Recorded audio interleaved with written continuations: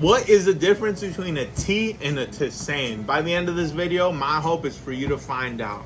Hi, my name is Mark Sotomayor. I'm your host today of Tea Talks, episode number 4. Thank you for joining us. Today, by popular demand, we'll be talking about the classifications of tea. Let's get started right away. A tisane is like an herb.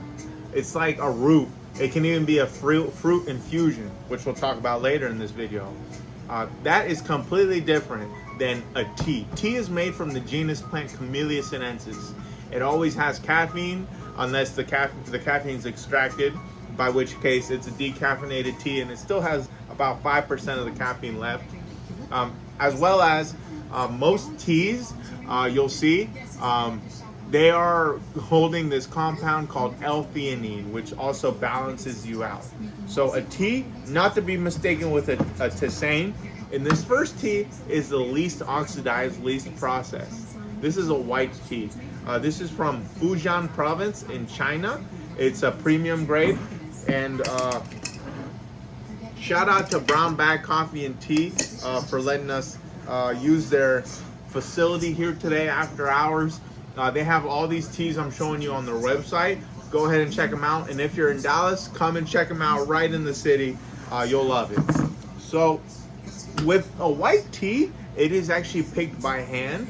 A lot of teas are picked by hand. The bush is just growing away, and you want to pick certain leaves that the tea pickers cannot pretty much afford to process them with machines. So people go around and pick them. Just like they do in the United States, they pick oranges by hand. They do the same thing in Fujian province with this white tea. So the way that this is processed and oxidized, they try not to crush it very much at all. The more ripe leaves ready for the picking are towards the top of the plant, while the less aged leaves are towards the bottom. So they want to pick the ones towards the top and the ones that are a little bit almost lighter in grade in the way they look for this white tea. What's nice about this is they don't really cook it. A lot of times, similar to how coffee gets roasted in higher temperatures, tea gets cooked in order to extract process more like the chlorophyll and plant-like substances in tea. So that's why white tea compared to black tea have completely different compositions. They have different chemical compositions and makeup within it, and they give you sort of a different effect. I love white tea because it's still got high levels of caffeine, but very high levels of L-theanine, which levels me out. It kind of is like a de-stressor along with the caffeine. Up next, slightly more processed, slightly more oxidized, we have green tea from Japan. It's called Kakagawa. From Kagoshima Prefecture in Japan. This one is actually a sencha. It's kind of more flat. I have seen senchas look more like that. Yeah, very grassy taste. It almost smells and looks like lawn clippings. But this stuff's great. I do have this one story that someone once told me, and it was that the way that tea, I don't know if this is correct or not, but they say that the way that tea was made is that there was people in Asia, in the Asian continent, drinking hot water, good for their digestion. And out of nowhere, a leaf from a tea tree plant fell in, and they just watched it, kind of like contemplative and meditative, as this started to turn the liquid a little bit darker.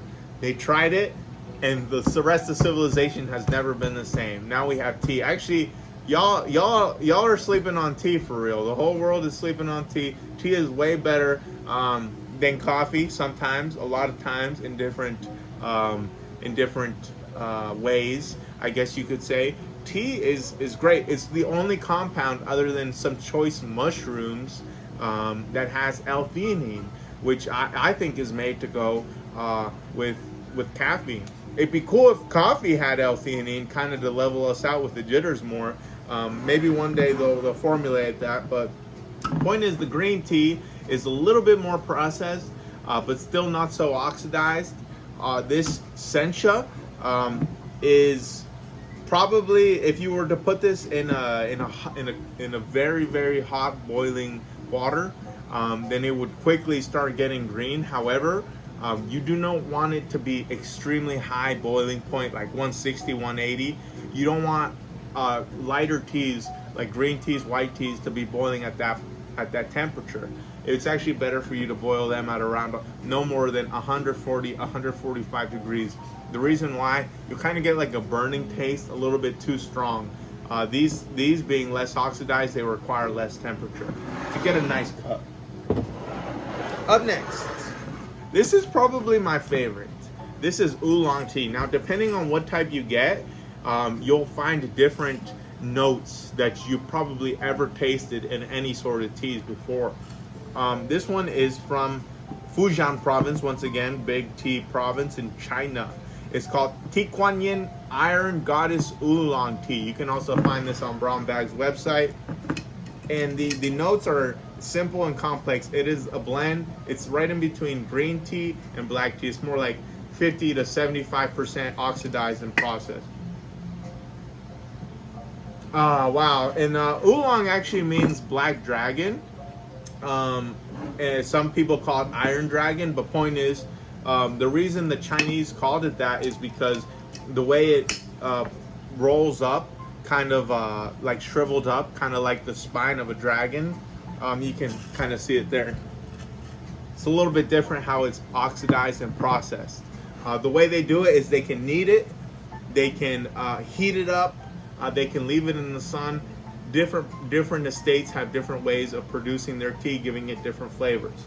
That's why no matter what you get, whether it's a white tea, black tea, or even herbs, the way they're processed, the way they're grown, at what point they are even packaged and shipped out, distributed, that will largely tell you the sort of effect as well as taste you'll get from the beverage.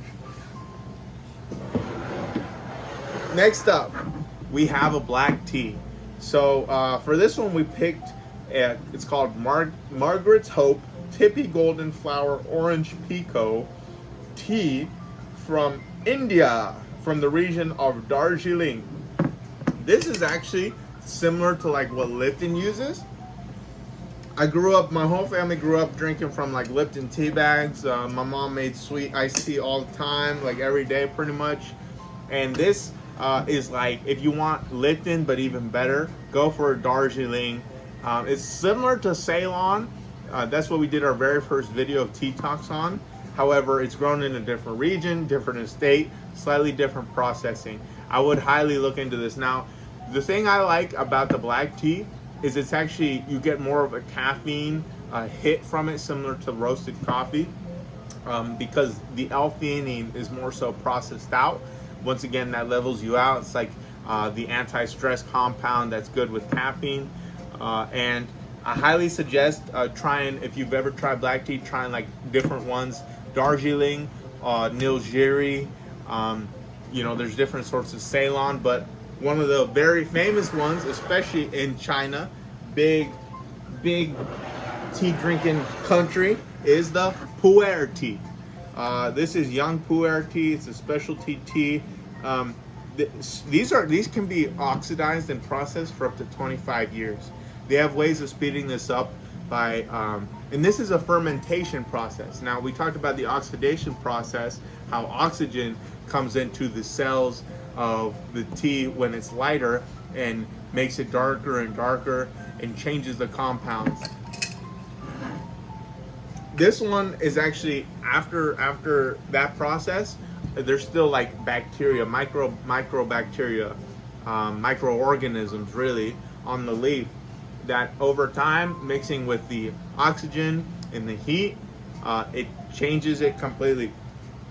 Yeah, see, it's not like a fermentation like a kombucha or like a sourdough or like a kimchi or something, but you kind of do taste that like a little bit of bitterness, I guess, at the end. It's almost hard to explain. It's like a sour bitterness at the end. So the Chinese, different Asian countries will drink this kind of like in a patty, in a little puck, you could call it. And yeah, this is fascinating. One, because these can actually be extremely expensive. You can get all these teas I talked about, very, very high grade, low grade, or in between. And it depends on the quality leaf picked out and all that. As I said, we're going to go into more details in future videos. But I also wanted to show you a big favorite of mine. It's yerba mate. Brazil is a big area where these are made. And believe it or not, yerba mate is not from the tea Camellia sinensis genus. So we could call this like an herbal caffeinated tea. It is actually from the leaf of a holly tree, like Christmas sort of holly tree. But this is actually a southern type of holly. So it doesn't have like the pokey, the spiny leaves. It is more flat. You actually have a decent picture of it here. And yerba mate, very high level of caffeine. It lets you focus. This one's mixed with a lemon balm from Egypt. That gives it a nice taste. You can find this once again online on Brown Bag Coffee and Tea's website. I drink this fairly often. It's like nice because it also, I feel like caffeine is known to dehydrate you. But something like this, I feel like it keeps your hydration up, as well as when you're drinking it, you get the caffeine energy from it. So that's a really great option. I would be very remiss if I didn't talk about rooibos tea. I researched rooibos tea more than ever right before I made this video, and honestly, yo, Tea Talks fam, I've been even sleeping on this one. This is so good for inflammation purposes. This one is mixed with the blueberry. It's good for your heart health. It's good for your whole body. It's good for your blood flow. Rooibos tea is extremely strong. You people with joint problems, that's from inflammation, people with kind of like digestion inflammation issues, bloating, they should definitely drink this. This is actually from South Africa, the region of Cedarburg, and it's a big popular beverage there. One of the best things about this is that it calms you down. It has no caffeine. You can drink this any time of the day. Here at Brown Bag Coffee, they have a whole wall of rooibos. Whether you want Dutch licorice, Belgian chocolate, Bourbon Street, Earl Grey, they got like literally like 24 types of rooibos here. I highly recommend you check it out if you haven't. Get yourself some somewhere. All right. So up next, we've already started talking about some different herbs and roots. That's what brings us to our next. This is a chamomile. This variety they have here is a bamboo chamomile. This has pineapple pieces, cornflower petals.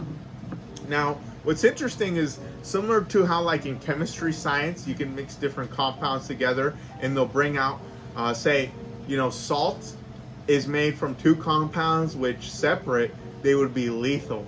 But together, they make salt, which we eat every day. We need it in our body actually to survive. It's sodium, it's electrolytes, it hydrates us. It keeps the liquid in us. It's a great preservative.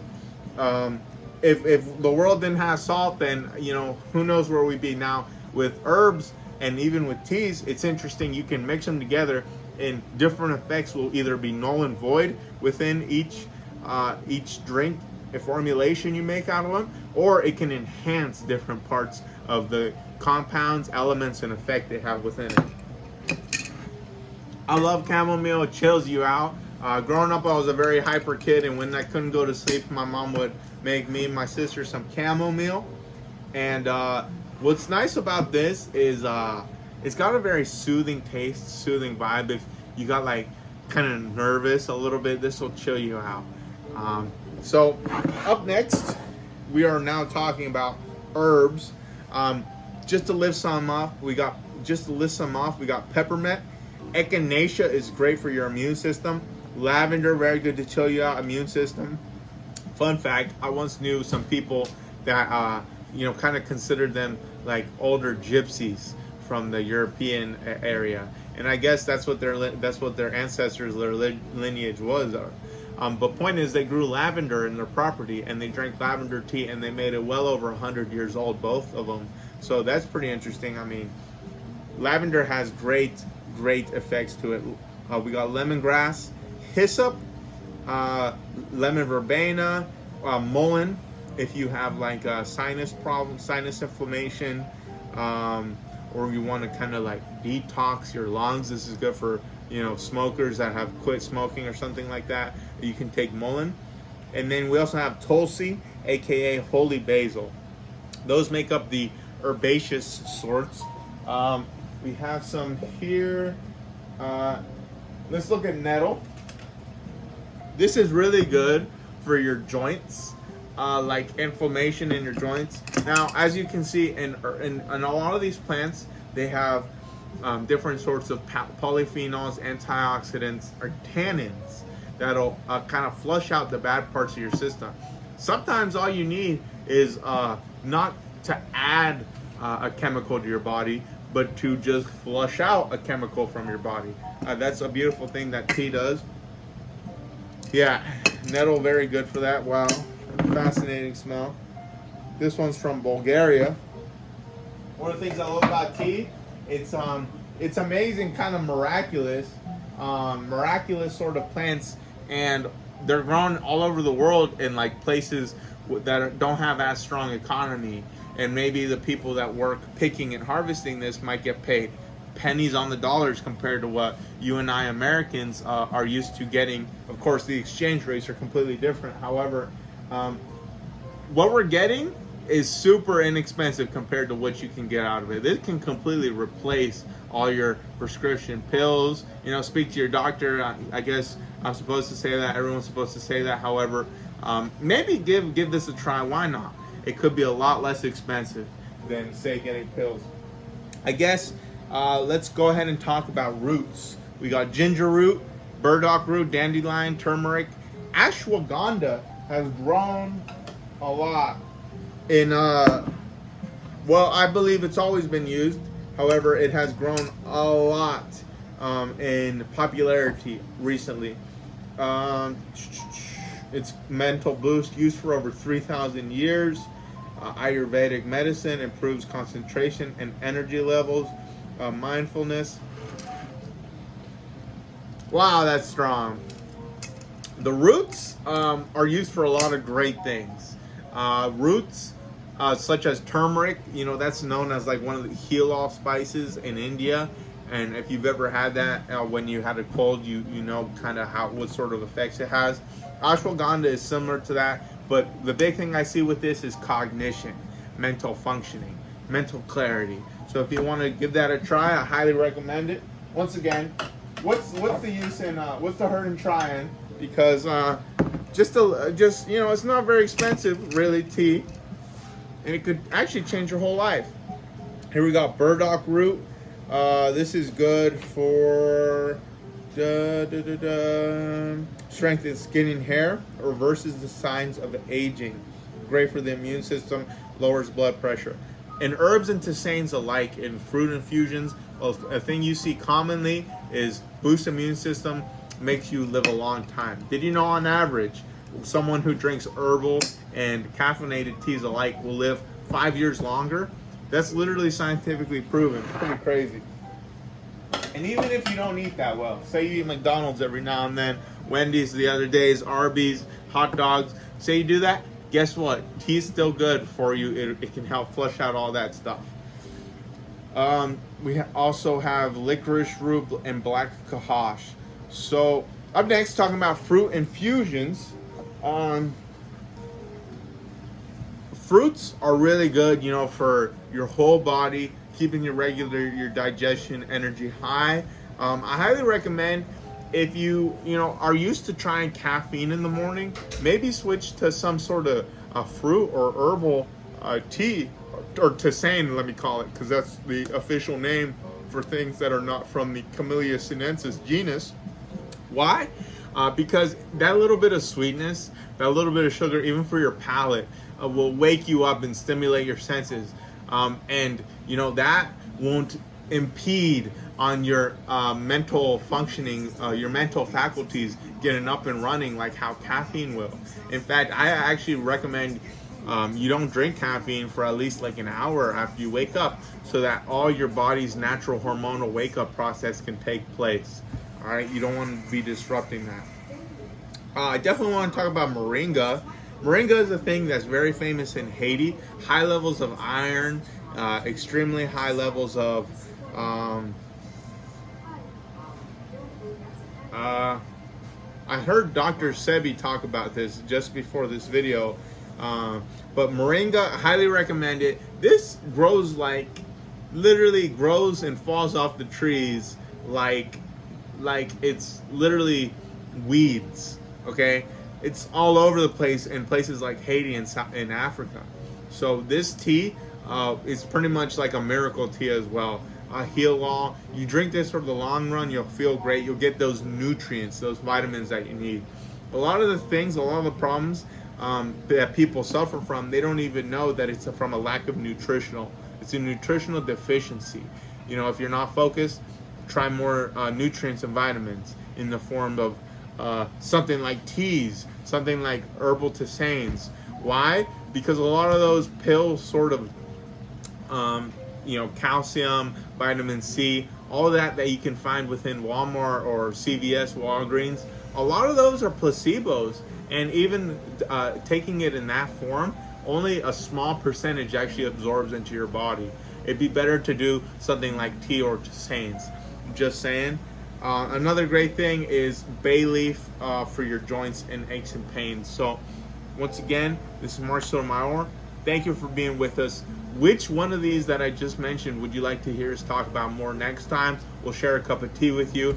And remember, like, comment, subscribe.